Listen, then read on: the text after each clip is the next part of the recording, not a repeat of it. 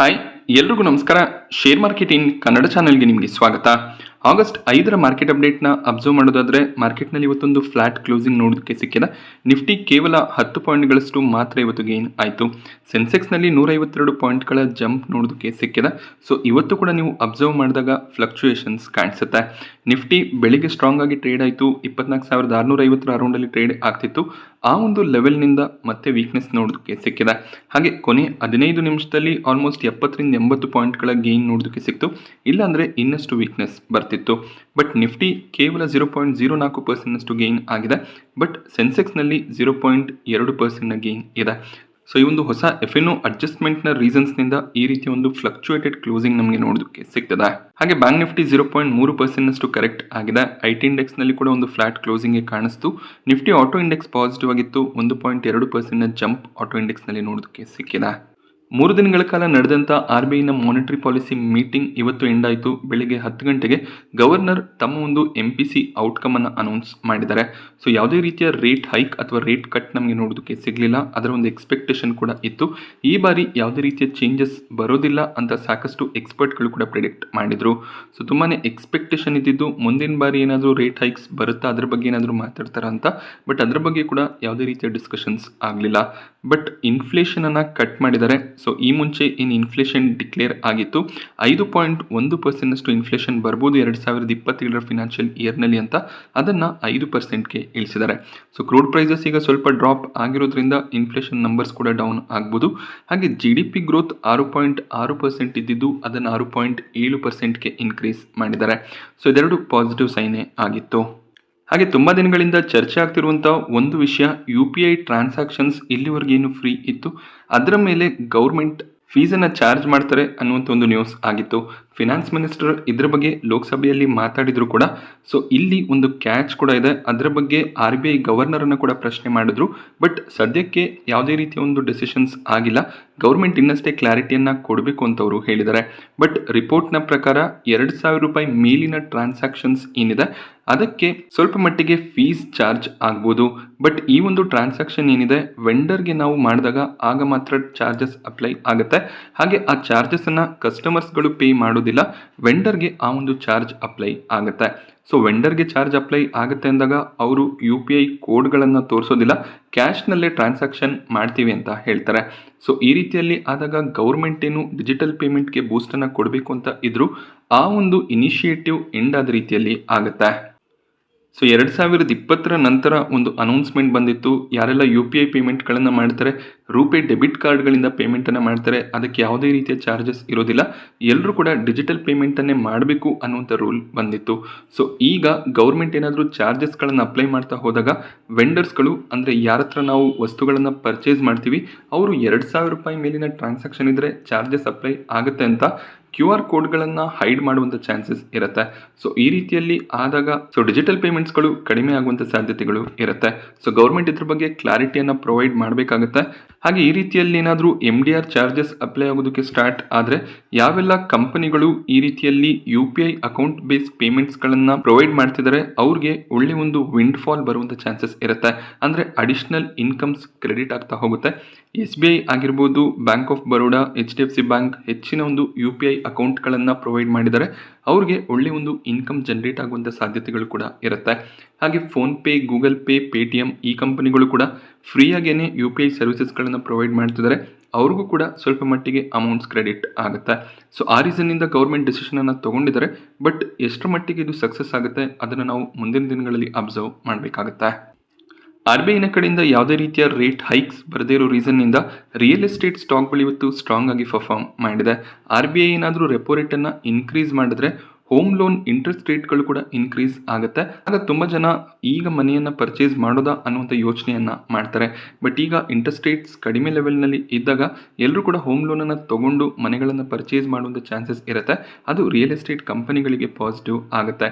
Rate cut ಆಗಲಿಲ್ಲ ಅಂದರೂ ಕೂಡ ನ್ಯೂಟ್ರಲ್ ಸ್ಟ್ಯಾನ್ಸ್ ಇದ್ದರೂ ಕೂಡ ರಿಯಲ್ ಎಸ್ಟೇಟ್ ಸ್ಟಾಕ್ಗಳಲ್ಲಿ ಮೊಮೆಂಟಮ್ ಬರುತ್ತೆ. ಅದೇ ರೀತಿಯ ಒಂದು ಮೊಮೆಂಟಮ್ ಇವತ್ತು ರಿಯಲ್ ಎಸ್ಟೇಟ್ ಕಂಪನಿಗಳಲ್ಲಿ ನೋಡೋದಕ್ಕೆ ಸಿಕ್ಕಿದೆ. ನಿಫ್ಟಿ ಟಾಪ್ ಗೇನರ್ಸ್ ಮತ್ತು ಲೂಸರ್ಸ್ ಅನ್ನು ಅಬ್ಸರ್ವ್ ಮಾಡಿದಾಗ ಶ್ರೀರಾಮ್ ಫಿನಾನ್ಸ್ ಟಾಪ್ ಗೇನರ್ ಆಗಿತ್ತು. 3% ಜಂಪ್ ಸ್ಟಾಕ್ ಪ್ರೈಸ್ನಲ್ಲಿ ನೋಡೋದಕ್ಕೆ ಸಿಕ್ಕಿದೆ. ಗ್ರಾಸಿಮ್ ನಿನ್ನೆ 3.5% ಅರೌಂಡಲ್ಲಿ ಕರೆಕ್ಟ್ ಆಗಿತ್ತು. ಇವತ್ತು ಮತ್ತೆ 2.5% ಗೇನ್ ನೋಡೋದಕ್ಕೆ ಸಿಕ್ಕಿದೆ. JSW ಸ್ಟೀಲ್ ಹಾಗೆಯೇ ಇಂಡಾಲ್ಕೋ ಮೆಟಲ್ ಸೆಕ್ಟರ್ನ ಸ್ಟಾಕ್ಗಳಲ್ಲಿ ಸ್ಟ್ರಾಂಗ್ ಮೊಮೆಂಟಮ್ ಕಂಟಿನ್ಯೂ ಆಗ್ತದೆ. ಸ್ಟೀಲ್ ಅಲ್ಯೂಮಿನಿಯಂ ಪ್ರೈಸಸ್ ಸ್ಟ್ರಾಂಗ್ ಆಗಿ ಟ್ರೇಡ್ ಆಗ್ತಿರೋದ್ರಿಂದ ಮೆಟಲ್ ಸ್ಟಾಕ್ಗಳು ಕೂಡ ಸ್ಟ್ರಾಂಗ್ ಪರ್ಫಾರ್ಮೆನ್ಸನ್ನು ಕೊಡ್ತಿದೆ. NTPC ಕೂಡ ಆಲ್ಮೋಸ್ಟ್ 2% ಅರೌಂಡಲ್ಲಿ ಇವತ್ತು ಗೇನ್ ಆಯಿತು. ಸೊ ಮತ್ತೆ IT ಸೆಕ್ಟರ್ನ ಸ್ಟಾಕ್ಗಳಲ್ಲಿ ಸ್ವಲ್ಪ ಪ್ರಾಫಿಟ್ ಬುಕ್ಕಿಂಗ್ ಬರ್ತಿದೆ. TCS HCL ಟೆಕ್ ಇವತ್ತು ಕರೆಕ್ಟ್ ಆಯಿತು.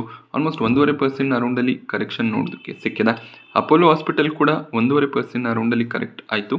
ಸನ್ಫಾರ್ಮನಲ್ಲಿ ಕೂಡ 1% ಅರೌಂಡಲ್ಲಿ ಕರೆಕ್ಷನ್ ನೋಡೋದಕ್ಕೆ ಸಿಕ್ಕಿದೆ. ಜಿಯೋ ಬ್ಲ್ಯಾಕ್ ರಾಕ್ನ ಜೊತೆಯಲ್ಲಿ ಸೇರಿ ಒಂದು ETF ಅನ್ನು ಲಾಂಚ್ ಮಾಡಿದ್ರು. ಸೊ ಹೆಚ್ಚಿನ ಒಂದು ಮೊಮೆಂಟಮ್ ಏನು ಸ್ಟಾಕ್ನಲ್ಲಿ ಕಾಣಿಸ್ಲಿಲ್ಲ.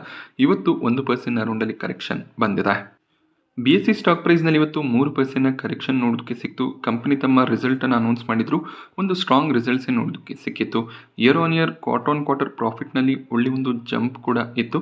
ಬಟ್ ಸ್ಟಾಕ್ನಲ್ಲಿ ಮೊಮೆಂಟಮ್ ಸಸ್ಟೈನ್ ಆಗ್ತಿರೋದು ಕಾಣಿಸ್ತಿಲ್ಲ. ಮೇ ಬಿ NSE IPO ಬರ್ತಿರೋದು ಒಂದು ರೀಸನ್ ಆಗಿದ್ರೆ ವ್ಯಾಲ್ಯೂಯೇಷನ್ ಸ್ವಲ್ಪ ಎಕ್ಸ್ಪೆನ್ಸಿವ್ ಆಗಿದೆ ಅನ್ನೋದು ಕೂಡ ಕೆಲವೊಂದಿಷ್ಟು ಬ್ರೋಕರೇಜ್ಗಳ ವ್ಯೂ ಆಗಿರುತ್ತೆ. ಬಟ್ ಕಂಪನಿಯ ಪರ್ಫಾರ್ಮೆನ್ಸ್ ಸ್ಟ್ರಾಂಗ್ ಆಗೇನೆ ಕಾಣಿಸಿದೆ. ಹಾಗೆ ಓಲಾ ಎಲೆಕ್ಟ್ರಿಕ್ ಮೊಬಿಲಿಟಿ ಸ್ಟಾಕ್ ಪ್ರೈಸ್ನಲ್ಲಿ ಇವತ್ತು 10% ಅರೌಂಡಲ್ಲಿ ಜಂಪ್ ಬೆಳಿಗ್ಗೆ ನೋಡೋದಕ್ಕೆ ಸಿಕ್ಕಿತ್ತು. ಅದಾದಮೇಲೆ 8% ಗೇನ್ನೊಂದಿಗೆ ಸ್ಟಾಕ್ ಕ್ಲೋಸಿಂಗನ್ನು ಕೊಟ್ಟಿದೆ. ಇದಕ್ಕೆ ರೀಸನ್ ಕಂಪನಿ ಒಂದು MOU ಅನ್ನು ಸೈನ್ ಮಾಡಿದರೆ ಎನರ್ಜಿ ಸ್ಟೋರೇಜ್ ಸಿಸ್ಟಮ್ಗೋಸ್ಕರ ಈ ಒಂದು MOU ಸೈನ್ ಆಗಿದೆ. ಆಕ್ಸಿಸ್ ಎನರ್ಜಿ ಅನ್ನುವಂಥ ಕಂಪನಿ ಜೊತೆಯಲ್ಲಿ ಪಾರ್ಟ್ನರ್ಶಿಪ್ ಅನ್ನು ಅನೌನ್ಸ್ ಮಾಡಿದ್ದಾರೆ. ಸೊ ಪೆಟ್ರೋಲ್ ರೇಟ್ಸ್ ಇನ್ಕ್ರೀಸ್ ಆಗ್ತಿರೋದು, E20 E85 ಈ ರೀತಿಯಲ್ಲಿ ಎಥನಾಲ್ ಬ್ಲೆಂಡಿಂಗ್ ಆಗ್ತಿರೋದ್ರಿಂದ ಮೈಲೇಜ್ ಫಾಲ್ ಆಗ್ತಿದೆ ಅನ್ನುವಂಥ ನ್ಯೂಸ್ಗಳು, ಇದೆಲ್ಲದರಿಂದ ಕೂಡ ಸಾಕಷ್ಟು ಜನರು ಎಲೆಕ್ಟ್ರಿಕ್ ವೆಹಿಕಲ್ಸ್ಗಳನ್ನು ಮುಂದೆ ಪರ್ಚೇಸ್ ಮಾಡುವಂಥ ಚಾನ್ಸಸ್ ಇರುತ್ತೆ. So electric vehicle purchases increase ಆದಷ್ಟು ಕೂಡ ಈ ರೀತಿಯ ಎನರ್ಜಿ ಎಫಿಷಿಯೆಂಟ್ ಬ್ಯಾಟ್ರಿಗಳ ಮ್ಯಾನುಫ್ಯಾಕ್ಚರಿಂಗ್ ಆಗಬೇಕಾಗುತ್ತೆ.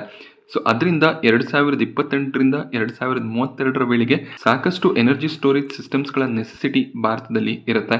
ಅದರ ಬಗ್ಗೆ ಆಕ್ಸಿಸ್ ಎನರ್ಜಿ ಕೆಲಸವನ್ನು ಮಾಡ್ತಿದ್ದಾರೆ. ಈ ಕಂಪನಿ ಜೊತೆಯಲ್ಲಿ ಓಲಾ ಎಲೆಕ್ಟ್ರಿಕ್ ಪಾರ್ಟ್ನರ್ಶಿಪ್ಪನ್ನು ಮಾಡ್ಕೊಂಡಿರೋದು ಖಂಡಿತವಾಗ್ಲೂ ಪಾಸಿಟಿವ್ ಸೈನ್ ಆಗಿರುತ್ತೆ. ಆ ರೀಸನ್ನಿಂದ ಓಲಾ ಎಲೆಕ್ಟ್ರಿಕ್ ಸ್ಟಾಕ್ ಪ್ರೈಸ್ನಲ್ಲಿ ಒಳ್ಳೆಯ ಒಂದು ಮೊಮೆಂಟಮ್ ನೋಡೋದಕ್ಕೆ ಸಿಕ್ತು. ದೀಪಕ್ ನೈಟ್ರೇಟ್ ಸ್ಟಾಕ್ ಪ್ರೈಸ್ನಲ್ಲಿ ಬೆಳಿಗ್ಗೆ ಒಂದು ಸ್ಟ್ರಾಂಗ್ ಓಪನಿಂಗ್ ನೋಡೋದಕ್ಕೆ ಸಿಕ್ಕಿದೆ. ಕಂಪನಿ ಒಳ್ಳೆಯ ಒಂದು ರಿಸಲ್ಟನ್ನು ಡಿಕ್ಲೇರ್ ಮಾಡಿದ್ದಾರೆ. ಕಳೆದ ವರ್ಷ 112 ಕೋಟಿ ಅರೌಂಡಲ್ಲಿ ಇದ್ದಂಥ ಪ್ರಾಫಿಟ್ಸ್ 345 ಕೋಟಿಗೆ ಜಂಪ್ ಆಗಿದೆ. ಹಾಗೆ ಕಂಪನಿಯ ರೆವೆನ್ಯೂಸ್ ಕೂಡ 36% ಇನ್ಕ್ರೀಸ್ ಆಗಿದೆ. ಈ ಒಂದು ಕ್ವಾರ್ಟರ್ನಲ್ಲಿ ಕೆಮಿಕಲ್ ಕಂಪನಿಗಳು ಒಳ್ಳೆ ರಿಸಲ್ಟ್ಸನ್ನು ಅನೌನ್ಸ್ ಮಾಡ್ತಿದ್ದಾರೆ. ಬಟ್ ಪ್ರಾಫಿಟ್ ಬುಕ್ಕಿಂಗ್ ದೀಪಕ್ ನೈಟ್ರೇಟ್ನಲ್ಲಿ ನೋಡೋದಕ್ಕೆ ಸಿಕ್ತು. ಪರ್ಫಾರ್ಮೆನ್ಸ್ ಸ್ಟ್ರೆಂಥನ್ ಆಗ್ತಿರೋದು ಲಾಂಗ್ ಟರ್ಮ್ ಇನ್ವೆಸ್ಟರ್ಸ್ಗಳಿಗೆ ಖಂಡಿತವಾಗ್ಲೂ ಪಾಸಿಟಿವ್ ಸೈನ್ ಆಗಿರುತ್ತೆ. ಹಿಂದೂಸ್ತಾನ್ ಕಾಪರ್ ಲಿಮಿಟೆಡ್ನಲ್ಲಿ ಕೂಡ 8% ಜಂಪ್ ಇವತ್ತು ನೋಡೋದಕ್ಕೆ ಸಿಕ್ಕಿದೆ. Copper prices 2 month high levels ಅನ್ನು ಟಚ್ ಮಾಡಿದೆ. ಈ ರೀಸನ್ನಿಂದ ಹಿಂದೂಸ್ತಾನ್ ಕಾಪರ್ ಲಿಮಿಟೆಡ್ನಲ್ಲಿ ಸ್ಟ್ರಾಂಗ್ ಮೊಮೆಂಟಮ್ ನೋಡೋದಕ್ಕೆ ಸಿಕ್ತು. ಸೊ ಮೆಟಲ್ ಪ್ರೈಸಸ್ ಇನ್ಕ್ರೀಸ್ ಆಗ್ತಿದೆ. ಆದ್ದರಿಂದ ಮೆಟಲ್ ಸ್ಟಾಕ್ಗಳು ಸ್ಟ್ರಾಂಗ್ ಪರ್ಫಾರ್ಮೆನ್ಸ್ ಅನ್ನು ಕೊಡ್ತಿದೆ.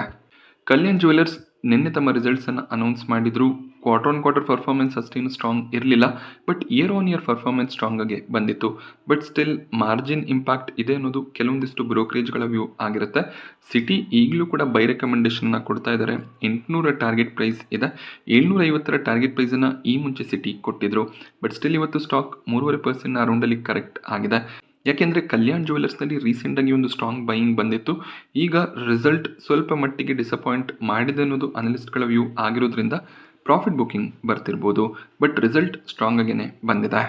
ಸೆಲ್ಲೋ ವರ್ಲ್ಡ್ ಸ್ಟಾಕ್ ಪ್ರೈಸ್ನಲ್ಲಿ ಇವತ್ತು 15% ಜಂಪ್ ನೋಡೋದಕ್ಕೆ ಸಿಕ್ಕಿದೆ. ಇದಕ್ಕೆ ರೀಸನ್ FII ಆಗಿರುವಂಥ ಬೇನ್ ಕ್ಯಾಪಿಟಲ್ ಕಂಟ್ರೋಲಿಂಗ್ ಸ್ಟೇಕನ್ನು ಪರ್ಚೇಸ್ ಮಾಡ್ತಾರೆ ಅನ್ನುವಂಥ ನ್ಯೂಸ್ ಆಗಿರುತ್ತೆ. ಕಂಟ್ರೋಲಿಂಗ್ ಸ್ಟೇಕ್ ಅಂದಾಗ 50%ಗೂ ಹೆಚ್ಚಿನ ಸ್ಟೇಕನ್ನು ಬೇನ್ ಕ್ಯಾಪಿಟಲ್ ಪರ್ಚೇಸ್ ಮಾಡ್ತಾರೆ ಅನ್ನುವಂಥ ನ್ಯೂಸ್ ಇದೆ. ಈಗ ಸೆಲ್ಲೋ ವರ್ಲ್ಡ್ ಕಂಪನಿಯಲ್ಲಿ ಪ್ರಮೋಟರ್ ಹೋಲ್ಡಿಂಗ್ಗೆ 75% ಇದೆ. ಮೇ ಬಿ ಅದರಲ್ಲಿ 50-60% ಹೋಲ್ಡಿಂಗನ್ನು ಬೇನ್ ಕ್ಯಾಪಿಟಲ್ ಅಕ್ವೈರ್ ಮಾಡ್ಕೋಬೋದು. ಸೊ ಈ ರೀತಿಯ ಒಂದು ಆಕ್ವಿಸಿಷನ್ ಸೆಲ್ಲೋ ವರ್ಲ್ಡ್ಗೆ ಪಾಸಿಟಿವ್ ಆಗುತ್ತೆ ಅನ್ನೋದು ಇನ್ವೆಸ್ಟರ್ಸ್ಗಳ ವ್ಯೂ ಆಗಿರುತ್ತೆ. ಆದ್ದರಿಂದ ಸ್ಟಾಕ್ ಸ್ಟ್ರಾಂಗ್ ಆಗಿ ಗೇನ್ ಆಗಿದೆ. ಮಣಿಪಾಲ್ ಹೆಲ್ತ್ ಎಂಟರ್ಪ್ರೈಸಸ್ ಇವತ್ತು ಮಾರ್ಕೆಟ್ನಲ್ಲಿ ಲಿಸ್ಟ್ ಆಯಿತು. ಗ್ರೇ ಮಾರ್ಕೆಟ್ ಪ್ರೀಮಿಯಂ ಅಷ್ಟೇನು ಸ್ಟ್ರಾಂಗ್ ಆಗಿ ಇರಲಿಲ್ಲ. ನೆಗೆಟಿವ್ ಪ್ರೀಮಿಯಮ್ಸ್ ಕೂಡ ನೋಡೋದಕ್ಕೆ ಸಿಕ್ಕಿತ್ತು. ಬಟ್ ಒಂದು ಸ್ಟ್ರಾಂಗ್ ಲಿಸ್ಟಿಂಗ್ ನೋಡೋದಕ್ಕೆ ಸಿಕ್ಕಿದೆ. 10% ಗೇನ್ನೊಂದಿಗೆ ಲಿಸ್ಟ್ ಆಯಿತು. ಅದಾದಮೇಲೆ ಕೂಡ ಸ್ಟಾಕ್ನಲ್ಲಿ ಸ್ಟ್ರಾಂಗ್ ಮೊಮೆಂಟಮ್ ಬಂದಿದೆ. 590ರ ಪ್ರೈಸನ್ನು ಕಂಪನಿ ಸೆಟ್ ಮಾಡಿದ್ರು. ಹಾಗೆ 675ರ ಹೈ ಕೂಡ ಇವತ್ತು ನೋಡೋದಕ್ಕೆ ಸಿಕ್ತು. ಸೊ 666ರ ಅರೌಂಡಲ್ಲಿ ಕ್ಲೋಸಿಂಗ್ ಬಂದಿದೆ. ಸೊ ಒಳ್ಳೆ ಒಂದು ಲಿಸ್ಟಿಂಗ್ ಬಂದಿದೆ. ಈ ರೀತಿಯ ಲಿಸ್ಟಿಂಗ್ನ ಎಕ್ಸ್ಪೆಕ್ಟೇಷನ್ ಇರಲಿಲ್ಲ. ಸೊ ಮೋಸ್ಟ್ ಪ್ರಾಬಬ್ಲಿ QIBs ಒಳ್ಳೆ ಒಂದು ಇನ್ವೆಸ್ಟ್ಮೆಂಟನ್ನು ಮಾಡಿದ್ದಾರೆ. ಸೊ ಸ್ವಲ್ಪ ಹೈಯರ್ ವ್ಯಾಲ್ಯೂಷನಲ್ಲೇ ಮಣಿಪಾಲ್ ಹೆಲ್ತ್ ತಮ್ಮ IPOನ ತಂದಿದ್ರು. ಲಾಂಗ್ ಟರ್ಮ್ ಪರ್ಸ್ಪೆಕ್ಟಿವ್ ಸ್ಟ್ರಾಂಗ್ ಆಗಿ ಇರೋದ್ರಿಂದ QIBs ಇಲ್ಲಿ ಅಮೌಂಟನ್ನು ಇನ್ವೆಸ್ಟ್ ಮಾಡ್ತಿದ್ದಾರೆ. ಜುನಿಪರ್ ಗ್ರೀನ್ ಎನರ್ಜಿ ನಾಳೆ ಮಾರ್ಕೆಟ್ನಲ್ಲಿ ಲಿಸ್ಟ್ ಆಗುತ್ತೆ. ಗ್ರೇ ಮಾರ್ಕೆಟ್ ಪ್ರೀಮಿಯಂ 20 ರೂಪಾಯಿ ಅರೌಂಡಲ್ಲಿ ಕಾಣಿಸ್ತಿದೆ. ಇಲ್ಲೂ ಕೂಡ ಪ್ರೀಮಿಯಂ ಸ್ಟ್ರಾಂಗ್ ಆಗಿ ಜಂಪ್ ಆಗಿದೆ. ಸೊ ಒಳ್ಳೆ ಒಂದು ಲಿಸ್ಟಿಂಗ್ನ ಎಕ್ಸ್ಪೆಕ್ಟೇಷನ್ ಜುನಿಪರ್ ಗ್ರೀನ್ ಎನರ್ಜಿಯಲ್ಲಿ ಕೂಡ ಇರುತ್ತೆ. MV ಎಲೆಕ್ಟ್ರೋ ಸಿಸ್ಟಮ್ಸ್ನಲ್ಲಿ ಗ್ರೇ ಮಾರ್ಕೆಟ್ ಪ್ರೀಮಿಯಂ ಇನ್ನಷ್ಟು ಸ್ಟ್ರಾಂಗ್ ಆಗಿದೆ. 107 ರೂಪಾಯಿಯ ಪ್ರೀಮಿಯಂ ಕಾಣಿಸ್ತಿದೆ.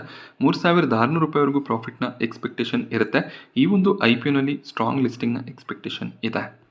ಸೊ ಇವತ್ತು RD IPO ಸಬ್ಸ್ಕ್ರಿಪ್ಷನ್ಗೆ ಓಪನ್ ಆಗಿದೆ. ಇದರ ಬಗ್ಗೆ ಆಲ್ರೆಡಿ ಡೀಟೇಲ್ ವೀಡಿಯೋನ ನಾನು ಮಾಡಿದ್ದೀನಿ. ವಿಡಿಯೋ ನೋಡಿಲ್ಲ ಅಂದರೆ ಲಿಂಕ್ ನಿಮಗೆ ಡಿಸ್ಕ್ರಿಪ್ಷನ್ ಬಾಕ್ಸಲ್ಲಿ ಅವೈಲೇಬಲ್ ಇರುತ್ತೆ. ಸೊ ಮೊದಲನೇ ದಿನನೇ ರಿಟೇಲ್ ಕ್ಯಾಟಗರಿ 3.5 ಟೈಮ್ನಷ್ಟು ಸಬ್ಸ್ಕ್ರೈಬ್ ಆಗಿದೆ. QIB ಕ್ಯಾಟಗರಿ ಕೂಡ 1 ಟೈಮ್ ಸಬ್ಸ್ಕ್ರೈಬ್ ಆಗಿದೆ. ಹಾಗೆ ಗ್ರೇ ಮಾರ್ಕೆಟ್ ಪ್ರೀಮಿಯಂ ಸ್ಟ್ರಾಂಗ್ ಆಗಿದೆ. 26% ಲಿಸ್ಟಿಂಗಿನ ಎಕ್ಸ್ಪೆಕ್ಟೇಷನ್ ಇರುತ್ತೆ. ಸೊ ಈ ಕಂಪನಿಯ ಬಗ್ಗೆ ಕಂಪ್ಲೀಟ್ ಡೀಟೇಲ್ಸನ್ನು ನೀವು ರಿವ್ಯೂ ವಿಡಿಯೋನಲ್ಲಿ ಪಡ್ಕೋಬೋದಾಗುತ್ತೆ. ನಾನಿವತ್ತು ನಿಮಗೆ ಮಾರ್ಕೆಟ್ನ ಬಗ್ಗೆ ಪ್ರೊವೈಡ್ ಮಾಡಿದಂಥ ಇನ್ಫಾರ್ಮೇಷನ್ ಇಷ್ಟ ಆಗುತ್ತೆ ಅಂತ ಅಂದ್ಕೊಂಡಿದ್ದೀನಿ. ಇಷ್ಟ ಆದರೆ ವೀಡಿಯೋನ ಲೈಕ್ ಮಾಡಿ. ಹಾಗೆ ಇದೇ ರೀತಿಯ ಮಾರ್ಕೆಟ್ ಅಪ್ಡೇಟ್ಸ್ಗಳಿಗೆ ಚಾನಲ್ನ ಸಬ್ಸ್ಕ್ರೈಬ್ ಮಾಡ್ಕೊಳ್ಳಿ. Thank you friends.